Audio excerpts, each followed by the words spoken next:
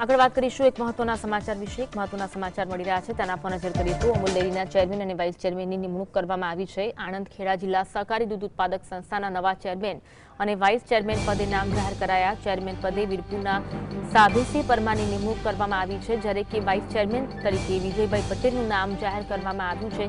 રાજ્યના વિવિધ પ્રાંતમાંથી આવેલા મેન્ડેટ દ્વારા આ સિલેક્શન કરવામાં આવ્યું છે। તમામ ડિરેક્ટરો દ્વારા મેન્ડેટને મંજૂરી આપવામાં આવી છે, જેના કારણે પદના નિર્ણયો દૂધ ઉત્પાદન સંસ્થાની કાર્યક્ષમતા અને વિકાસ માટે મહત્વપૂર્ણ ગણાય છે। નવી નિયુક્તિથી સંસ્થા વધુ સંકલિત અને પ્રભાવશાળી કામગીરી તરફ આગળ વધશે તેવી આશા વ્યક્ત કરવામાં આવી છે। અમૂલ ડેરીના ચેરમેન અને વાઇસ ચેરમેનની નિમણૂક કરવામાં આવી છે,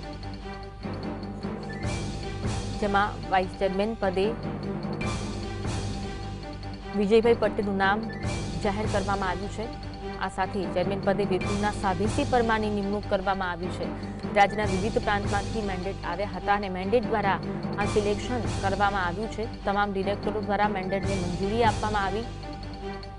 દૂધ ઉત્પાદન સંસ્થાની કાર્યક્ષમતા અને વિકાસ માટે આ મહત્વપૂર્ણ ગણી શકાય તેમ છે। નવી નિયુક્તિથી સંસ્થા વધુ સંકલિત અને પ્રભાવશાળી કામગીરી તરફ આગળ વધશે। આગામી દિવસોમાં વધુ પ્રભાવશાળી કામગીરી કરશે।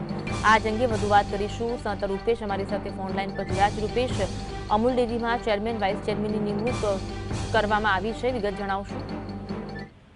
ચોક્કસ જે રીતે અમૂલનું કોકડું ગૂંચવાયું હતું, સપ્ટેમ્બર મહિનાથી કહેવાતું હતું કે ઇલેક્શન બાદ કે વરણી ટૂંક સમયમાં ચેરમેન વાઇસ ચેરમેનની થશે, પરંતુ 3 મહિના કરતા વધુ સમય થઈ ગયા બાદ હવે ચેરમેન અને વાઇસ ચેરમેનની વરણી કરી દેવામાં આવી છે, અને જેમાં ચેરમેન તરીકે સંભેસિંહ પરમાર અને વાઇસ ચેરમેન તરીકે વિજય પટેલની નિમણૂક થઈ છે।